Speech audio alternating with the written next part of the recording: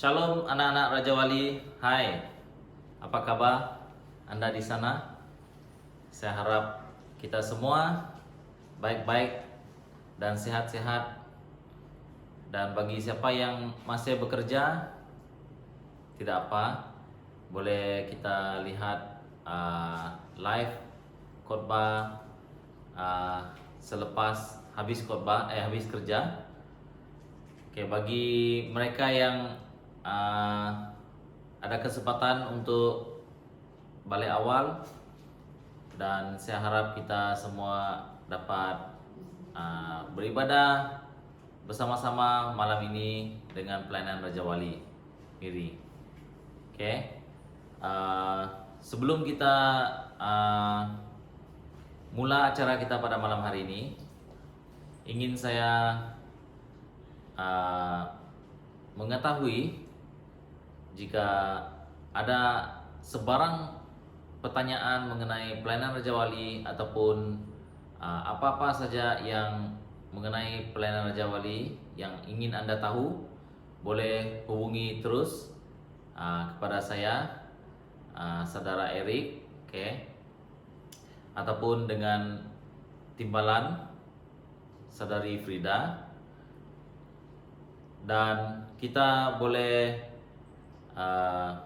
lihat kalau ada kesempatan untuk join bersama online service kami setiap hari Ahad malam jam 8:30 malam. Oke. Bagi anak-anak Raja Wali yang di luar sana, kita sudah lama tidak berjumpa, tidak mengapa. Kita harap kita just stay at home, duduk di rumah dan berdoa untuk tetap setia bersama Yesus. Bagi yang baru pertama kali melihat ataupun bersama online service ini, saya welcome kita semua untuk mengenal antara satu sama lain. Anda boleh menghubungi saya ataupun WhatsApp saya di talian 012-849-1231. Sebelum kita mulai acara kita pada malam hari ini, mari saya akan pimpin kita dalam doa pembukaan. Mari kita doa bersama dan saya akan membawa kita dalam doa. Tuhan Bapa kami yang di surga, Tuhan terima kasih atas kebaikan-Mu dalam kehidupan kami sepanjang minggu kami bekerja. Tuhan, kami bersyukur juga Engkau yang telah melindungi kami daripada COVID-19 ini, Tuhan Yesus. Tuhan, kami juga berdoa juga bagi mereka yang di rumah ataupun di kampung sana, Tuhan Yesus. Tuhan, kami doakan juga untuk anak-anak Raja Wali biar mereka tetap dilindungi dan tetap bersama Engkau dalam pelayanan ini juga, Tuhan Yesus. Tuhan, kami doakan juga dimanapun anak-anak Raja Wali yang berada di dalam Bandaraya Miri ini sekarang, Tuhan Yesus. Tuhan, kami doakan supaya Engkau terus bersama mereka, tetap kuatkan hati mereka, Tuhan Yesus. Tetap beri mereka hati yang rindu untuk mencari Engkau, Tuhan Yesus. Tuhan, pada malam hari ini juga, Tuhan Yesus, kami doakan juga untuk kebaktian online service kami yang akan memimpin kami dan gembala yang akan menyampaikan firman Tuhan Yesus. Biarlah Engkau terus mendahului semua. Engkau yang akan buka hati mereka dan terus pakai mereka, Tuhan Yesus. Berbicara kepada kami, Tuhan Yesus. Kami rindu untuk mendengar firman-Mu, Tuhan Yesus. Terima kasih, Tuhan Yesus. Ini doa kami dan kami yang percaya katakan amin.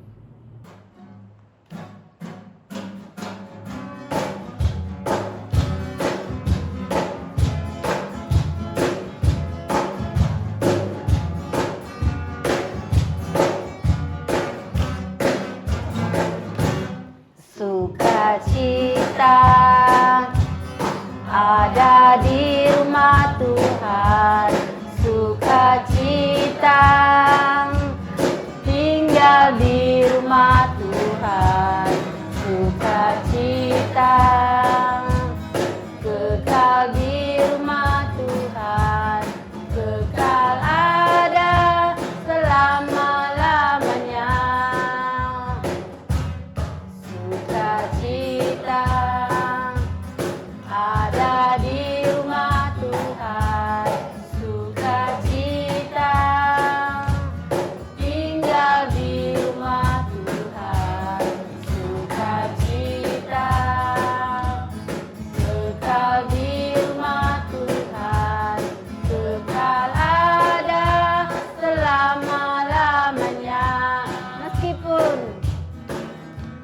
Meskipun banyak rintangan, godaan yang melanda, angin riuh dan badai, tabah mengharumi. Karena ku tahu bahwa Yesuslah beriku kemenangan selamanya. Sukacita ada di rumah Tuhan, sukacita tinggal di rumah Tuhan, sukacita kekal di rumah Tuhan, kekal ada selama-lamanya. Meskipun banyak rintangan, godaan yang melanda, angin riuh dan badai, ku tabah mengharumi. Karena ku tahu bahwa Yesuslah beriku kemenangan, beriku kemenangan, beriku kemenangan selamanya.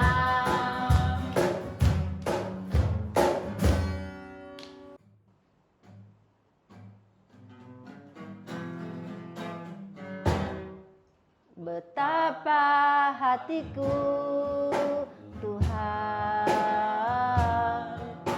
berterima kasih, Yesus.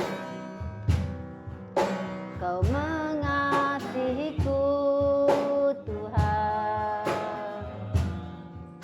Kau memilikiku.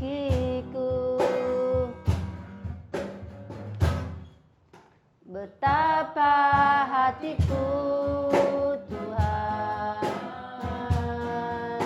berterima kasih, Yesus. Kau mengasihiku Tuhan, Kau memilikiku.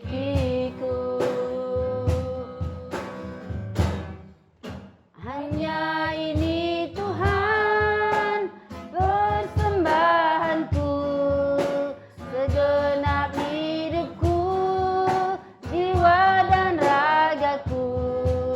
Sebab tak ku miliki harta kekayaan yang cukup berarti untuk ku persembahkan.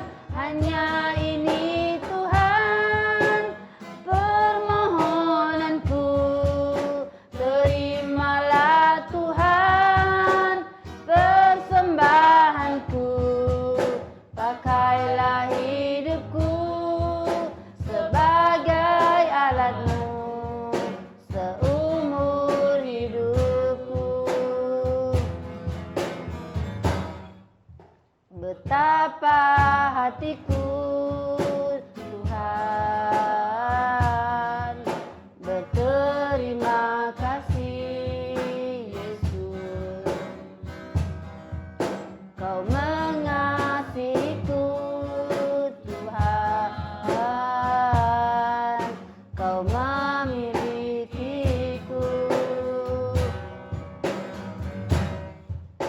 Hanya ini Tuhan persembahanku, segenap hidupku, jiwa dan ragaku. Sebab tak ku miliki harta kekayaan yang cukup berarti untuk ku persembahkan. Hanya ini Tuhan permohonanku, terimalah Tuhan persembahanku. Pakailah hidupku sebagai alat-Mu seumur hidupku.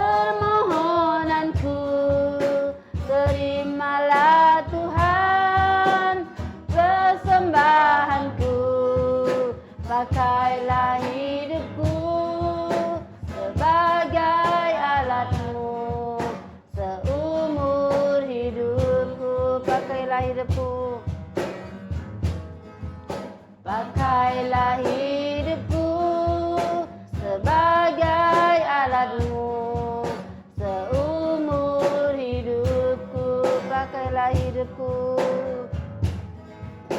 pakailah hidupku sebagai alatmu, seumur hidupku.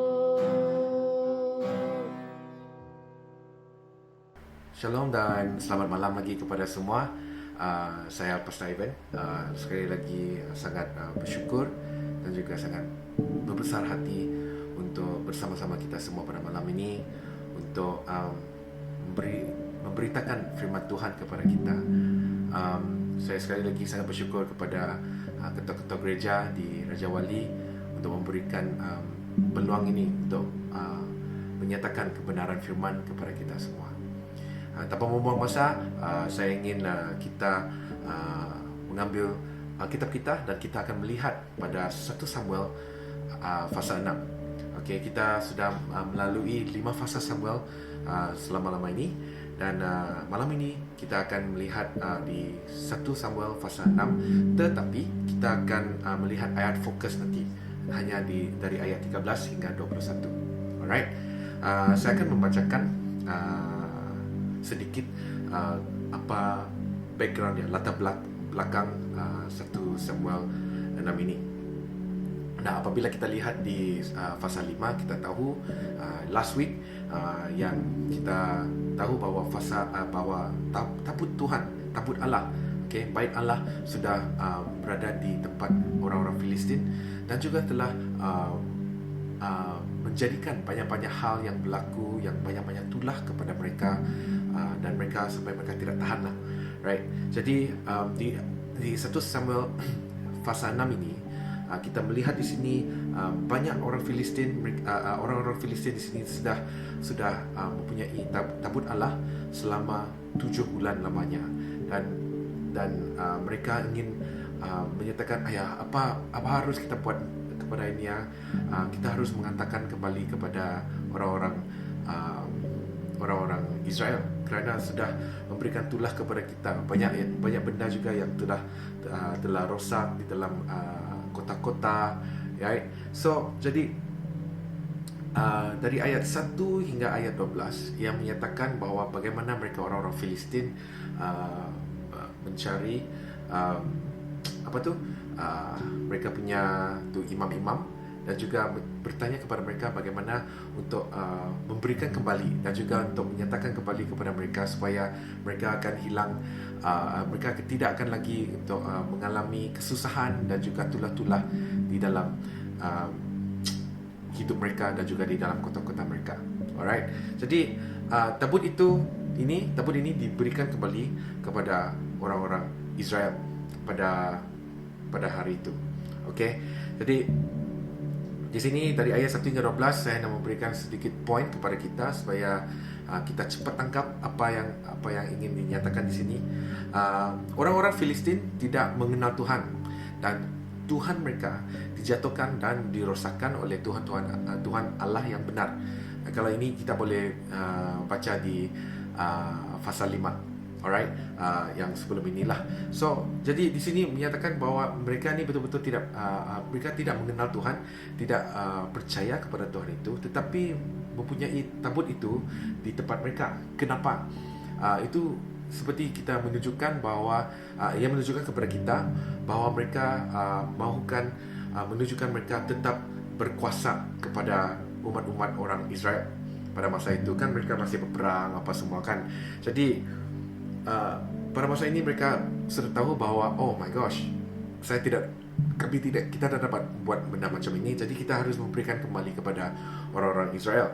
Jadi mereka mau menghantar balik dengan satu yang apa yang mereka tambahkan lagi di ayat di fasa 6 ini, bahawa mereka akan memberi 5 borok emas, 5 tikus emas yang mewakili tulah-tulah yang menimpa kepada 5 kota mereka. Jadi di ayat 5 di sini menyatakan begini, jadi buatlah gambar borok-borokmu dan gambar tikus yang merusak tanahmu, dan sampaikanlah hormatmu kepada Allah Israel. Jadi even imam yang tidak mengenal Tuhan itu kan menyatakan kepada mereka berikanlah hormat kepada Allah Israel, kerana itulah Allah yang betul-betul kuat. Mungkin ia akan mengangkat daripadamu, daripada Allahmu, dan daripada tanahmu tangannya akan menekan dengan berat. Ayat 6, mengapa kamu berkeras hati seperti orang Mesir? Nah, satu poin di sini saya ingin menyatakan kepada kita semua. Cepat juga kan kita masuk poin ini yang saya menyatakan kepada kita adalah jangan seperti orang Mesir. Jangan berkeras hati. Apabila kita baca Keluaran, di buku Keluaran, kita tahu bahawa orang-orang Mesir, Firaun pada masa itu juga berkeras hati. Orang-orang di sana berkeras hati walaupun sudah mempunyai tulah-tulah yang telah berlaku ke atas mereka. Jadi imam ini menyatakan kepada orang-orang Israel, orang-orang Filistin pada masa itu, sekarang apa yang kita baca ini adalah don't be like them. Jangan berkeras hati sudah. Kita harus berubah. Okay? Nah, apabila kita tidak mengenali Tuhan, walaupun kita sudah memanggil diri kita sendiri sebagai Kristian, okay? Saya tidak menyatakan yang kita ni macam orang Filistin ke, ataupun kita macam orang Israel. But sekarang kita masa moden ini, kita saya percaya bahawa apa yang kita dengar ini, sesiapa saja yang dengar ini, kita semua adalah umat Kristian, kan? Kita semua mengenal Tuhan. Amin. Jadi apabila kita tidak mengenali Tuhan, walaupun sudah kita dipanggil Kristian, kenapa saya menyatakan begitu? Kerana ada banyak daripada kita hanya memegang dan memikul nama Kristian saja, bukan benar-benar seperti anak murid Kristus dan juga pengikut-pengikut Kristus. Okey.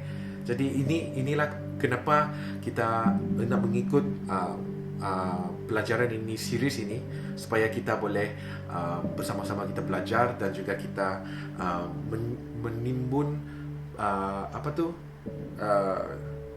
knowledge kita. Knowledge is what?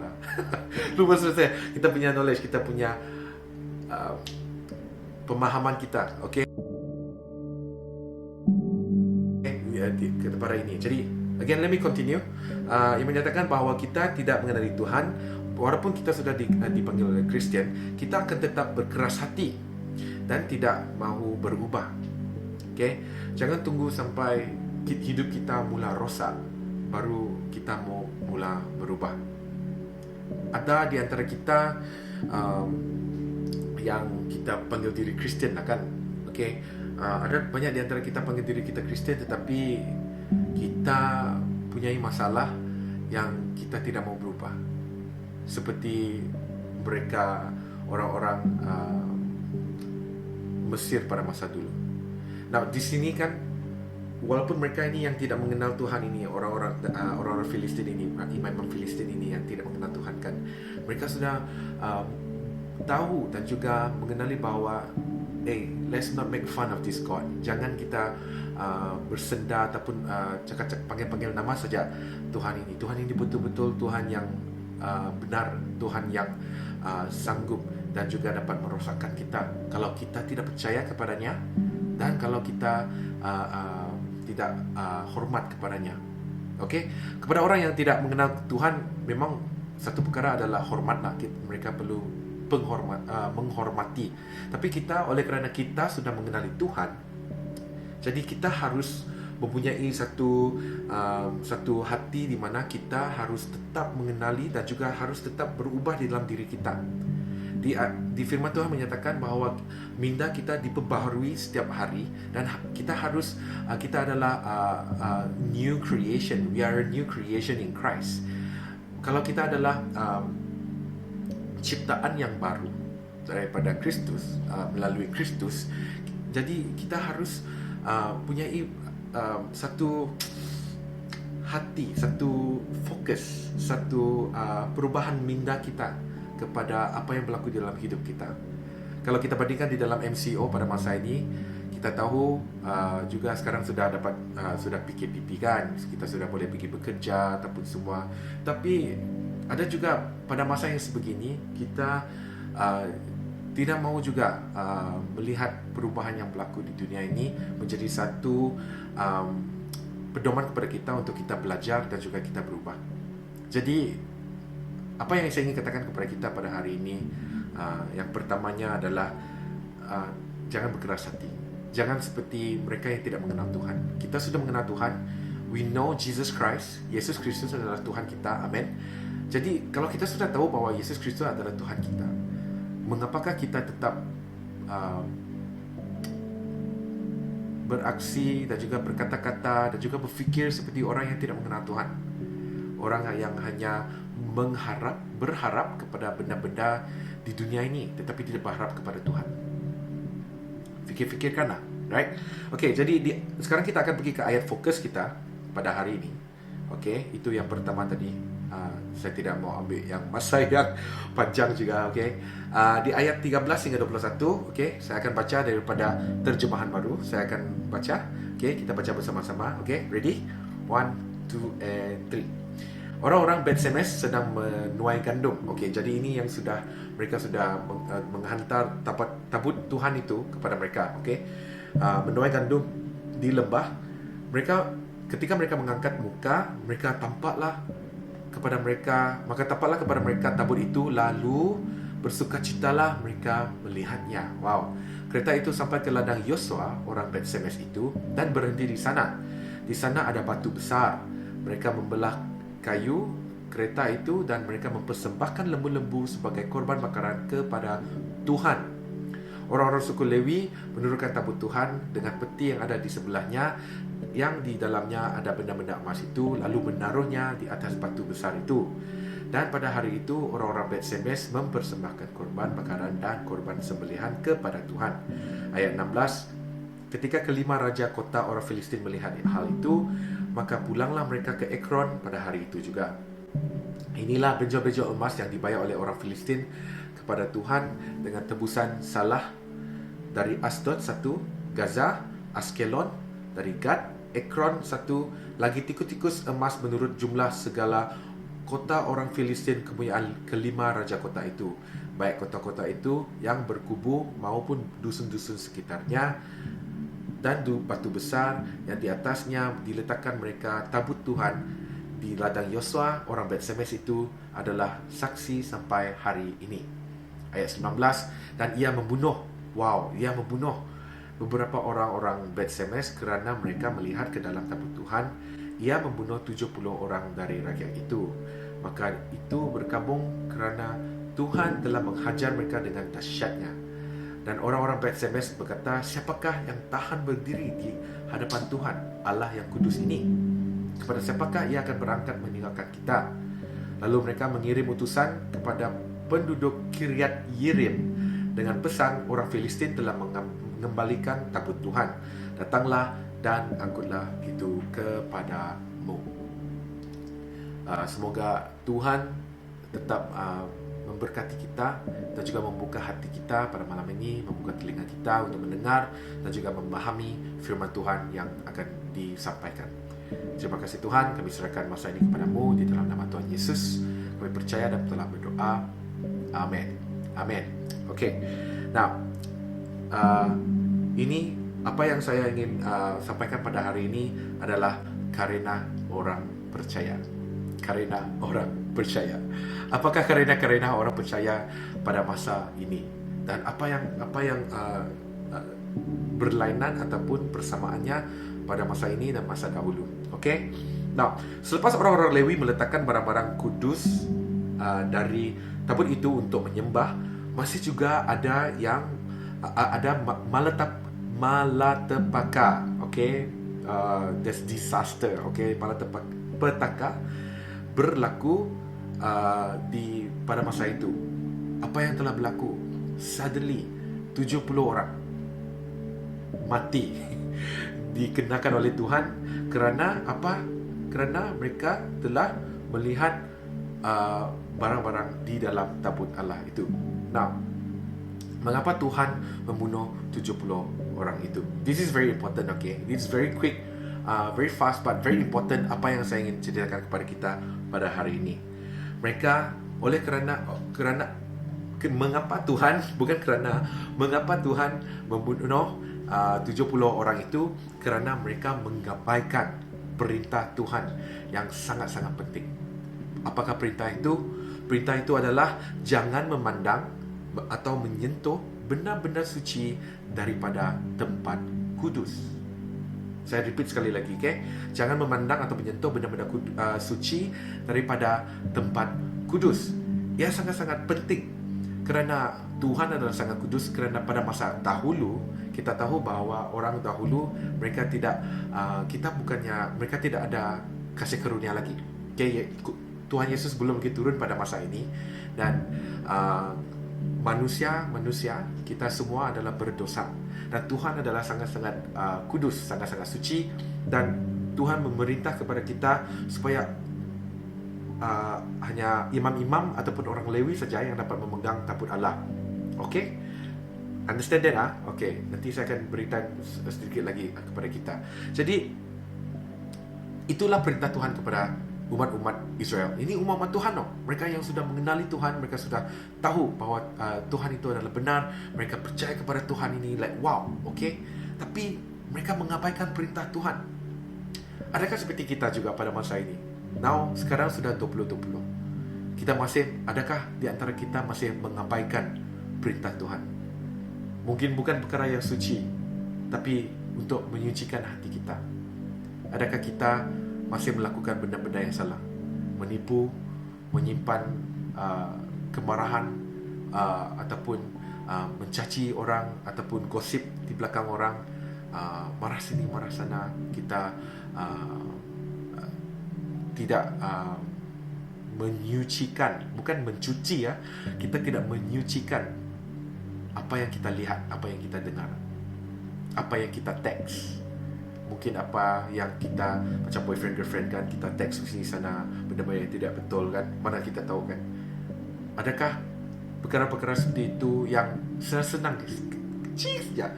It's just one simple thing. Tuhan maukan kita, apa yang kita buat kepada apa yang Dia minta daripada kita adalah jangan jangan mengabai dan juga mengingkar perintahnya untuk memandang dan menyentuh benda-benda yang suci. Bagi kita sekarang, kita sudah punya Tuhan Yesus di dalam diri kita, Roh Kudus di dalam diri kita. Apakah benda yang kita menyimpan daripada Tuhan? See? Now, yang kedua adalah mereka tidak menghormati hal-hal yang kudus. Kerana seperti yang saya katakan tadi, hanya imam dan juga imam yang terpilih dan juga orang-orang Lewi yang dapat memegang dan juga menghadapi barang-barang yang kudus pada masa itu. Tetapi mereka tidak menghormati, tapi apa yang mereka buat? Mereka melihat ke dalam tabut Tuhan. Because of that, hanya kamu melihat dan tidak mendengar dan tidak dan mengabaikan perintah Tuhan, mati pada masa itu. Dan mereka ini menunjukkan sifat mereka yang tidak takut akan Tuhan. Nah, kawan-kawan dan keluarga di Raja Wali, adakah kita masih tetap menghormati Tuhan walaupun di masa kita yang sebegini? Adakah kita masih takut akan Tuhan? Takut akan Tuhan bukannya kerana Tuhan besar, Tuhan ini macam ni kan, kita takutlah dengan Tuhan. Bukan maksud itu. Tapi maksudnya adalah, adakah kita mengasihi Tuhan dengan sepenuh hati kita, yang sampaikan setiap perkara yang kita lakukan untuknya. Menghormati, tidak melakukan perkara yang salah, tidak buat ini, tidak buat itu, yang mengingkari Tuhan. Adakah kita mempunyai hati yang takut akan Tuhan? Nah, 3 perkara yang dengan selanjutnya yang saya akan katakan ini adalah, sebagai umat Tuhan kita yang punyai hubungan dengan Tuhan. Right now, oleh kerana Yesus Kristus, Tuhan telah berikan kita kasih karunia, kita ada hubungan dengan Tuhan. Sebagai umat Allah yang punyai hubungan dengan Tuhan, kita perlu 3 perkara. Very easy. 3 perkara. Satu adalah mengagungkan dan menghormati Tuhan. Jesus comes first. Tuhan Yesus adalah yang pertama, diagungkan dahulu. Mengagungkan dan menghormati Tuhan. Itu yang pertama. Amin.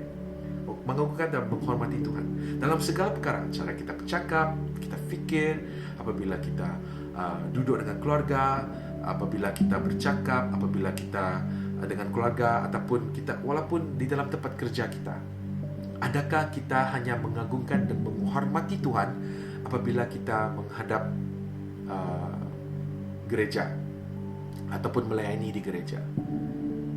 Okey. Kedua adalah kita harus berserah kepada Tuhan.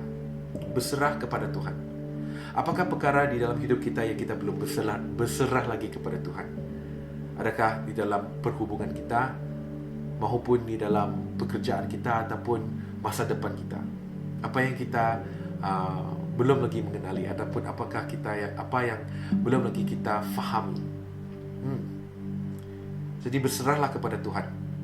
Berserah kepada Tuhan walaupun kita tidak memahaminya, tapi kita doakan agar satu aman damai ada di dalam hati kita, ada di dalam diri kita, supaya kita memahami, wow, inilah apa yang Tuhan maksudkan.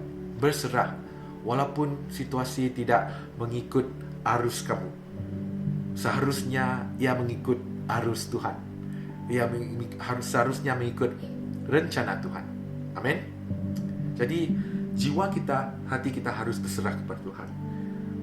Dan yang ketiga, kita belajar bersama-sama perkataan ini, okay? Fear of God. Okay? Baca one more time. Ready? 1, 2, 3. Fear of God. Now, takut akan Tuhan seharusnya ada di dalam diri kita.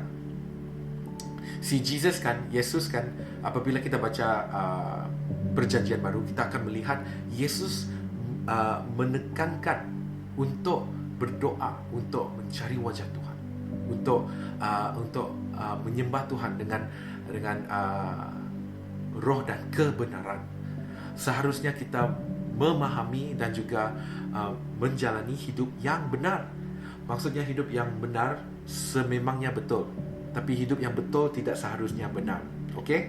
Jadi kita harus mempunyai hidup yang benar di dalam Tuhan. Kita harus mempunyai fear of God, takut akan Tuhan, mengasihinya, kerana kita tahu it's like we have a father, kita ada bapa. Kalau kita ada bapa, kita tahu kalau kita lakukan ini, bapa akan marah, dan ini tidak seharusnya begitu, dan ini tidak menghormati bapa, dan tidak memberi keceriaan dan juga sukacita kepada bapa, dan juga tidak menunjukkan bahawa kita ni anak mereka. Jangan buatlah, right? Jangan buatlah. Tapi kita seharusnya mempunyai fear of God, takut akan Tuhan di dalam diri kita. 3 perkara ini, very very quick, very easy. Okay? Yang pertama tadi, mengagungkan dan menghormati Tuhan. Yang kedua, berserah kepada Tuhan. Dan yang ketiga, fear of God, the most important one. Fear of God. Kita harus mempunyai hati yang mengasihi Tuhan di dalam diri kita. Now, kawan-kawan sekalian, adakah kita sudah sekian lama menjadi Kristian dan kita sudah hilang kasih kita dan penghormatan kita dan keagungan kita kepada Tuhan? Adakah kita sudah hilang semua itu? Ada kerana saya sudah Kristian dah, lama sudah saya Kristian, pastor. Okeylah pastor, tidak apalah, saya sudah faham Tuhan. No, it's not like that. Tidak macam itu. Tuhan mahukan kita tetap di dalam relationship, tetap berada di dalam hubungan dengan Tuhan. Hubungan bukannya hanya sekadar saya ada hubungan dengan kamu sekarang, tapi di belakang nanti di rumah saya tidak ada hubungan lah. No, it's not like that. Ya, tidak seharusnya sebegitu. That is not the way of how we live as Christians. Bukan seharusnya kita hidup sebagai orang Kristian seperti begitu. But kita seharusnya mempunyai keagungan, ketakutan. Again, I'm repeating myself kepada Tuhan. Kita harus tahu benda-benda yang suci dan harus melakukannya dengan benar. Okay? Adakah oleh kerana kasih karunia dari Tuhan melalui Yesus memberikan kita lesen untuk rosakkan hidup kita? Oh, tidak apalah, Tuhan akan forgive me lah, Dia tidak akan melaknatkan saya, tidak akan menghancurkan saya, tidak akan merosakkan saya seperti yang dulu-dulu. Kan sudah Tuhan Yesus kasih karunia, Dia sudah datang.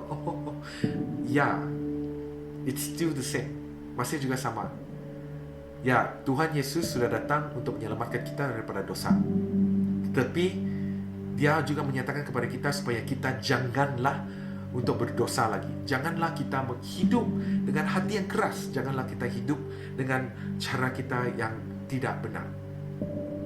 Jadi kawan-kawan, keluarga di Raja Wali, adakah kita hidup dengan karena orang percaya yang benar? Mari kita berdoa. Mari kita berdoa. Tuhan Bapa di surga, kami hari ini Tuhan hendak menyerahkan hidup kami kepadamu. Pada setiap kami Tuhan yang tidak punyai karena hidup, sifat hidup orang percaya yang benar Tuhan. Tuhan hari ini Engkau ubahkan kami. Engkau sucikan hati kami.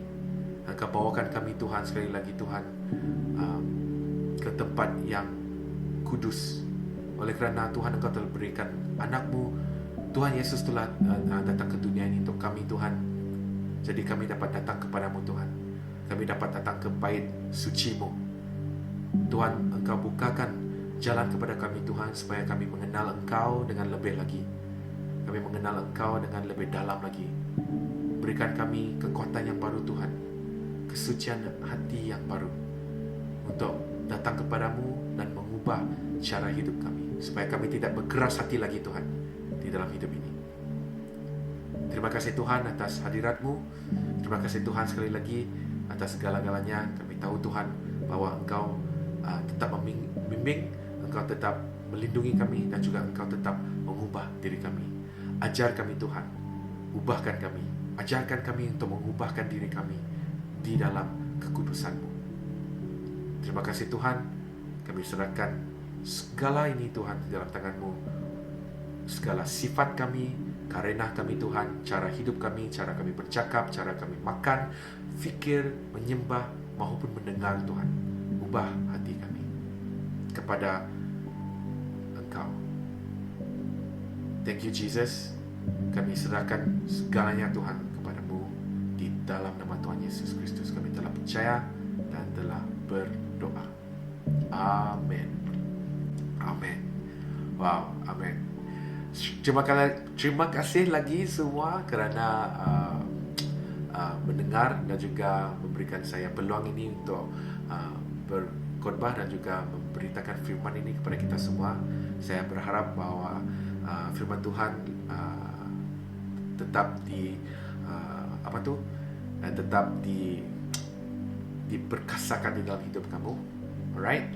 And I pray sekali lagi bahwa apabila masa kita akan berjumpa lagi, saya berdoa bahwa kita tetap berubah dan tetap diubah oleh Tuhan Kristus setiap hari. Alright? Amen, saudara, saudari, saudara-saudari. Okay, thank you guys and have a wonderful night.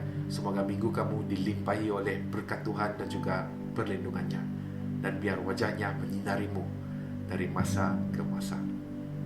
Okay, good night everybody and God bless you. Jesus loves you and we'll see you again. Kita akan berjumpa lagi pada masa yang akan datang. God bless. Good night. Oke, terima kasih atas firman Tuhan yang telah disampaikan oleh Pastor Iben. Sebelum itu saya menjemput kita, sebelum ibadah kita berakhir, saya akan memimpin kita di dalam doa. Mari kita semua berdoa. Ya Bapa kami yang di surga, kami mengucap syukur dan berterima kasih atas kebaikan dan kemurahan-Mu di dalam kehidupan kami sepanjang hari-hari yang telah lalu, maupun khususnya pada malam hari ini, sebab Engkau telah memelihara kami dan melindungi kami dalam apapun pekerjaan dan aktiviti yang kami lakukan. Tuhan, kami tahu Tuhan, Engkau selalu menyertai kami, dan firman-Mu yang telah kami dengarkan sebentar tadi Tuhan, biarlah semuanya itu Tuhan akan menguatkan iman kami dan menerangi ke jalan kehidupan kami. Sebab kami tahu Tuhan, tanpa firman-Mu kami tidak dapat melakukan sesuatu dengan kekuatan kami sendiri. Kami mengucap syukur dan berterima kasih Tuhan. Biarlah pada masa yang akan datang Tuhan, Engkau yang akan menyertai kami sekali lagi. Kami mengucap syukur dan berterima kasih Tuhan atas kebaikan dan kemurahan-Mu. Terima kasih Yesus, terima kasih Roh Kudus. Seterusnya Tuhan, kami juga akan menyerahkan, biarlah Engkau yang akan memimpin dan menyertai kami sekali lagi. Terima kasih Yesus Engkau mendengar doa kami pada malam hari ini. Dalam nama Yesus kami berdoa dan mengucap syukur. Amin. Jumpa Anda minggu depan.